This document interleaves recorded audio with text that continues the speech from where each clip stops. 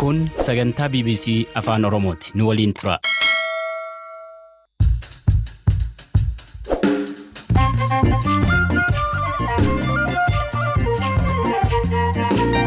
Ashama akka mooltan sagantaan BBC Afaan Oromoo kibxataa eegalee naannoon Tigraay guyyaa boruu filannoo gaggeessa. Paartiilee filannoo kana irratti hirmaanne keessaa tokko kan ta'e paartiin biyya bulchuu maal jedha? Mirqaa የተካሄደ አይደለም filannoon adeemsifamaa hin jiru kana nuti shaakala dimokiraasii jennee fudhanna. Waggaa bara 2012 Itoophiyaa keessatti wantoota hedduutu raawwate. Dhimma kana deebinee ilaalla. Artistii Haacaaluu Hundeessaa irratti immoo gabaasa addaa qabna.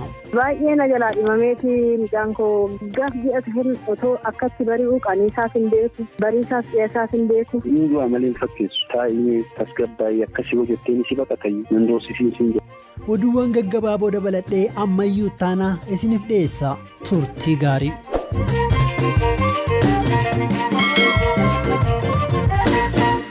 Filannoon falmisiisaa naannoon Tigraay addatti adeemsisuuf jedhu guyyaa boruu ni taasifama. Mootummaan Itoophiyaa sababa weerara koronaa vaayirasiin filannoo biyyaalessaa shanaffaa yeroo biraatti dabarsuus naannichi addatti taasisuuf jedha. Filannoo manni maree federeeshinii heera biyyaa faallessa jedhe irratti paartiileen 5 irratti hirmaatu. Haa ta'u malee Aranaa paartiin Dr. Aragaawii Bariheen hoogganamuu fi paartiin badhaadhinaa irratti hirmaatan.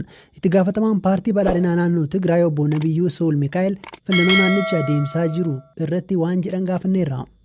Mirqaa የተካሄደ አይደለም filannoon adeemsifamaa hin jiru kana nuti shaakala dimokiraasii jennee fudhanna.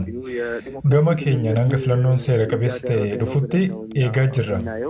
Filannoo tokko filannoo kan jechisiisu ulaagaa sabuuraa seera qabeessummaa eejaan guunneef filannoo jennee waamuu hin dandeenyu. Kun waan TPLF ajandaa dhabeef dalagaa jirudha. Fedhii uummata keenyaas miti.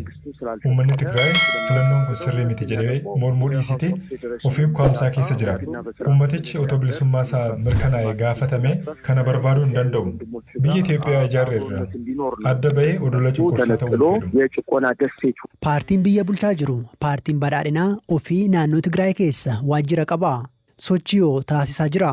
እኛ ትግራይ ውስጥ አለን ትግራይ ውስጥ በጣም ብዙ nuti Tigraay keessa jirra. Miseensa hooggansaas achii qabna. Sadarkaa barbaadameen socho'aa kan hin jirre sababii weerara koronaa vaayirasiitiif malee miseensonni fi hooggansi Maqaleef Finfinnee gidduu socho'anii hojjetu. TPLF irraa dhiibbaan irra ga'us nuti karooraaf haalatti sochoonuu qabna. Kanaaf Tigraay keessa bakka bu'ummaa gahaa jedhamu qabna. Haa ta'u malee nageenya miseensotaa fi hooggansa keenyaaf jecha teessoo isaanii yeroof akka ifa ta'u hin barbaannu. Gama biraan immoo uummanni Tigraay naannoo Tigraay qofaa miti kan jiru. Finfinnee dabalatee naannolee keessas jira. Paartiin badhaadhinaa immoo paartii biyyaalessaati. Lafti Tigraay jiru hundi biyya keenya. ትግራዋይ ያለበት ኢትዮጵያዊ ያለበት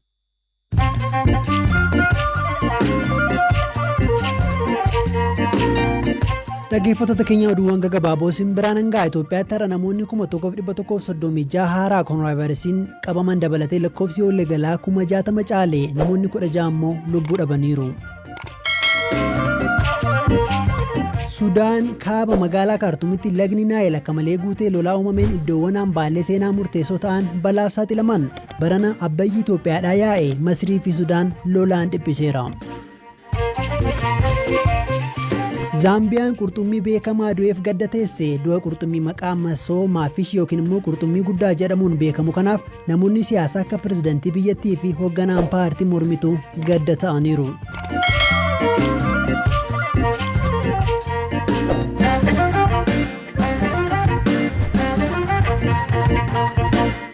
Akka lakkoofsa Itoophiyaa barri 2012 xumuramaatti jira. Guyyaan har'aa qaammee bultii 3 yeroo ta'u ayyaanni waggaa haaraa gaafa jimaataa kabajama. Bara xumuramaa jiru keessatti dhimmoonni ijoo hedduu Itoophiyaa waltajjii addunyaa irratti karaa gaariinis ta'e rakkoon kaasan mudataniiru. Dhimmoota ijoo ta'an akkanatti haasoftu Firaa'ol Balaay istuudiyootti affeereera. Mee Firaa'ol dhimmoonni ijoo kamii? bara darbe akkuma barri sun jalqabeeni yuunivarsiitiitti barattoonni galan yuunivarsiitii isaanii keessatti ajjeefamuun jalqabee barattoonni yuunivarsiitiin ajjeefamuun nageenya naannoo Amaaraaf naannoo Oromiyaa keessa kan jirani sababuma kanaan barattoonni 10 ol ta'an yuunivarsiitiiwwan keessatti haala suukkaneessaatiin ajjeefamaniiru jechuudha. Eeyyeen isa boodammoo kan ta'e Jawaar eegdonni isaa fudhatamuuf akka ta'e dubbachuu isaa wal qabatee namoonni deeggartoonni isaanii daandiitti ba'anii ergasii booda hoggarrii dhalatee nama 90 ol ajjeefame wanta adda godhu tarii ajjechaa suukkaneessaa feetu mul'ate yeroosii haliilaan amantii fi sabaallee fakkaatu raawwateera. Jawaar ministeera muummee Abiy wajjin akka mari'ateedha kan inni dubbate garuu dhimma sanaan wal qabatee qaamni to'atame yookiin immoo seeraan gaafatame ammatti hin jiru. Naannoo ji'a sadaasaa keessa barattoota dubartoota yuunivarsiitii Dambidolloo irraa butamanii achi buuteen isaanii dhabamedha. Barattoonni suni ammayyuu eessa akka jiran hin beekamu. Mootummaanis dhaqee naannoo sana daggala keessa iddoo butaman jedhamaniiti hin arganne jedheera. Ergasii as garuu namoonni shororkeessummaan himatamanii maqaan dhahamee jira. Kabiraa dhimmi taatee ijoo waggaa darbee keessa Itoophiyaatti raawwate dhaabni adda wayii waggaa dheeraa booda diigamuu fi paartiin badhaadhinaa hundaa'uudha. Yeroo gabaabaatti wanti kun kan raawwate garuu dhimma kana paartii naannoo Tigraay bulchuu mormuudhaan miseensa paartii badhaadhinaallee hin taane ergasii booda immoo ministeerri muummee Abiy Ahmed yeroo jalqabaaf akka lammii Itoophiyaatti badhaasa Noobeelii nagaa argatanii egaa yeroo deebi'anis immoo namoonni 10,000 lakkaa'aman daandiitti ba'anii isaan simachuun isaaniillee ni yaadatama. Rakkoo nageenya waggaa 2 naannoo kibbaaf lixatti adeemaa tureef raayyaan ittisa biyyaa opereeshinii gaggeessaa ture. Torban 12 booda natti fakkaata intarneetii gadhiifame garuu darbee ammas rakkoon nageenyaa nama mudata. Hidhattoonni mootummaa himatu mootummaan hidhattoota uummataa uummannis immoo gidduutti gara lamaanii himatu ibsaan turan jechuudha. Dhimmi biraa filannoon biyyaalessaa Itoophiyaa inni 5ffaa barana taasifame jedhamee yaadamee ture sababa koronaa vaayirasiidhaan yeroo biraatti darbee aangoo mootummaa sakkee dheeratu ta'e kanarratti garuu paartii naannoo Tigraay bulchuu kana mormeera lakkoofsi uummataallee kan Itoophiyaa barana taasifame jedhamee ture innis sababa koronaa vaayirasiidhaan yeroo biraatti kan darbee ergasii booda immoo ajjechaa caaluu wal qabate immoo wanti raawwate wanta baay'ee jira. Kunneen wantoota ji'a lamaan darban keessa raawwatanidha. Obbo Lammaan aangoo isaaniirraa kaafamu. Sirriitti. Keessumaa hundeeffama paartii badhaadhinaa fi ilaalcha ida'amuu irratti ilaalcha adda ta'e akka qaban kan isaan dubbatanii isaa wal qabatee miidiyaa tasbaanillee dubbachuu baatanii yeroo dhiyootti immoo paartii keessaa akka ugguraman torban tokko booda immoo akka aangoo ministeerummaarraa kaanidha kan gabaafame. Wanni ijoo biraa fi akka milkaanaatti Itoophiyaaf kan lakkaa'amu hidhi Abbayyaa yeroo duraaf seenaa keessatti Itoophiyaan hidhuu isheetti. Keessumaa Atakaaroo fi waldhibdee mootummaa Sudaanii fi Masrii wajjin wal qabate yeroo dheeraaf adeemaa ture. Ergasii booda Itoophiyaan ganna keessa guutuu ishee kan isheen beeksifte. Guddaa galatoomii Firaa'ol. Atis galatoomii ammayyuu.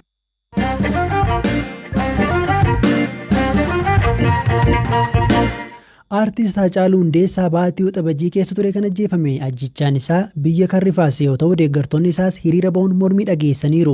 Hokkarriis dhalatee namoonni 180 siqan yoo du'an qabeenyi hedduus barbadaa'e. Sababni ajjechaan isaa garuu ammallee hin beekamne ta'us namoonni ajjechaa isaan shakkamanii fi badii raawwatu amanan jedhaman dhimmi isaanii mana murtiitti ilaalamaa jira.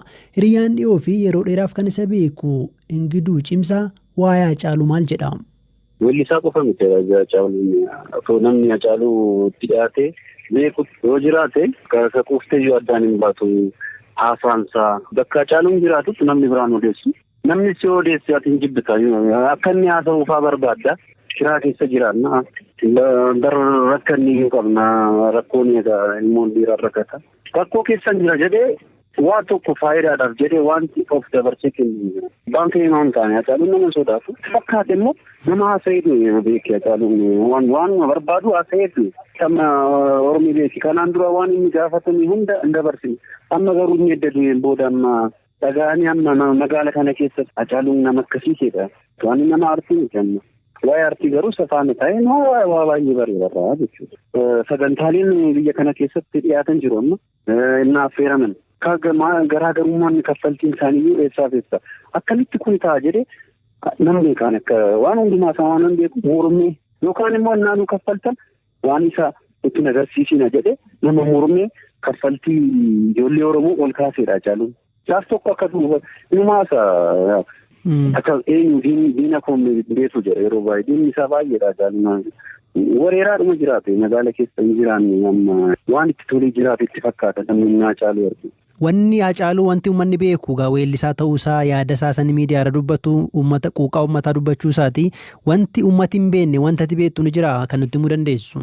Ani waan Haacaaluudha kan uummanni hin beekne hin jiru hin dubbata waanuma sagantaa argate irratti yeroo hundumaa kan na ijaarsu waan sammuunsa deebii akkatti deebii namaa deebisuu fa'a. Amma argee yeroo uummanni keenya naannoo Somaaliirraa buqqa'e sana waliin deemnee turre marsaa tokkoffaa irratti akka tasaa ta'e miira innaa bu'uufaa argetti taanaan viidiyoo sanaan anatu waraabe daqiiqaa afuris uummata walakkaa galee miira itti dhaga'ame innaa haasa'u namni siyaasaa akkasitti haasa'u waan akkasitti naftan jedhe jara warra uummanni isaa argee innaa bu'uufaa akka boruu ifatti baatu. Kun immoo uummanni Oromoo siin quba qaba. Daangaan biyya kana otoo qotamee lafee Oromoo baafaa jedhee haasaan inni godhe amma yoonaan ajaa'iba. Walaloo fa'aa yeroo barreessuu si mariisisaa haasoftuu dhimma akkasii irratti? Amma sirba miliyoonitti geerarti sana Dirreedawaatti barreesse hoteela keessa turre anaaf isatti deemee deeggarsaa siinee deemee buqqaatotaaf achumatti taa'eetu barreesse naa dubbisee jechuudha. Albamni isa lammaffaa amma waanuma Oromoo irratti waan ta'e aarreetuma mana teenyeedhuma bakka maal wayyaa waan akkas jechaadhuma waan Oromoo kana aarreetuma taa'eetuma bakka barreessuu jalqabe. Waa'ee keenya yoo itti dhiisan silaa nama dhiisuu dubbii keenya takka hin taane otoo jirru akka hin jirre jiruu faana gargar baanee jedhee barreessii jalqabe. Walaloo sana akkasitti fitee harruman guuta istuudiyoo deemnaan jedhee cal jedhee amma lafaa ga'een sirba caluun baay'ee mata duree filata. Ilaalchi siyaasaa akkamii?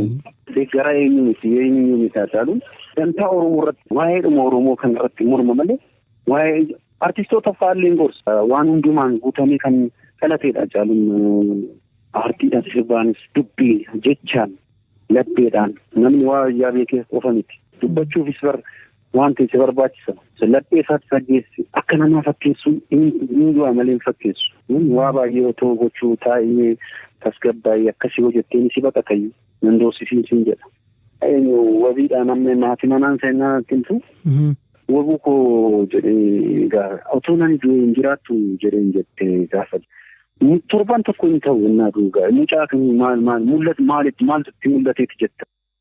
Hiriyaa Haacaaluu dhageenye maatii isaa keessaa weellisaa Haacaaluun harmeessaa addee guddattuu horaa addatti akka jaalatu ibseera. Yeroo kakatullee maqaa isaaniin kakata. Akkaataa maqaan isaa mogga'ee fi kaan irratti turtiin taasisnee kunuuti. Eekaa mucaan koo namaan kakata eenyu naa kakature. Sababni addatti isaa caalsifattaniif yookiin isa jaalattaniif maal ture maali? Yaraan afaan isaatiin ba'u gaarii malee. Yoo dhuman itti ilaalu nama guddaa caala nama guddaa nama waggaa 60 nama waggaa 50 caala beeka mucaan koo beekummaa isaatiifis nama rara waan hundumaanuu nama rara mucaan koo maal namara eeganuma. Sirriidhuma gaariima jettan eeyyuutu Haacaaluu jedhee maqaa moggaase. Baay'ee na jalaa dhimameeti mucaan koo waggaaf ji'a hin otoo akkatti bari'uu qaniisaas hin beeku bariisaas dhiyeessaas hin beeku hospitaala dhaqeen dooktoree mangistiif jedhu beerasabii koo na gaafannaan Oromoodhaan jedheen. Oromoodha. Ati mucaan kun hin du'a jetteetu eegdaa. Mucaan kun hin caala hunda caala Haacaaluudha maqaan isaa. Haacaaluudha. Mucaan kun dhagaa yoo torra keessa hin du'u naan jedhee Dooktor Mangistuu kan jedhamtu baaseef dur. Eessatti? Hospitaala Hamboo. Sanumaan awwaame gaa maqaa mucaan kun. Duratti maqaa biraa qaba ture jechuudha? Hin qabu lakki maqaa isaa egaa Oromoo hammachiisaa Oromooti. Karaadha maqaan isaa. Karaa ani waamne Haacaaluudhumaan waamne. Sirbuu isaa jaalattanii turtanisin? Abbaan illee badaan jaalatu ilma keessa Asmaarii kanaan jedha. Obboleessi isaanii jiru hangafni isaanii. Lakkii dhiisii mucaa kana waaqni carraasaa godhee waan inni ittiin guddatu beektaayi. Lamuu waan akkanaan jedhiniin maaliif akkana jettaanii jedheetu loleeni. Ani immoo ijoollummaa kootiin sirba nan jaaladha. Garuu akkasaatti jaalatamee akkasaatti baree baamee hin beekamne. Nan jaaladha lasna jedhaan jedhe malee. Ittiin gammada. Mee waa'ee haadha warraasaa natti himaa haati warraasaa akka marmaaraa turteen dhaga'e mana hidhaatti yeroos. Daa'imummaa ishii kifilii 5 walitti dhufanii irraasituu diddee dhokattee waanuma uffataa kanas hin bittii fi waan inni rakkate hin gootii fi ishiin beektuudha maqaan ishii abbaan isaa beektuu baaseefan immoo ayyaantuun baaseefi egaa akkasumatti wajjin makaraa ishee argitee waaqayyo immoo gaafiree kanarraa kenneefi wajjuma jiru giddiin addaan baase malee. Dhaggeeffattoota keenyaa sagantaa BBC Afaan Oromoo kan galgala irraa xumurree gabaasa addaa websaayitii keenya irraa dubbisuu dandeessu kan isiniif dhiyeesse ammayyuu taanaadhaa kan isinii qopheessite Firaa'ol Balaayii boroo walitti deebinaa halkan gaarii.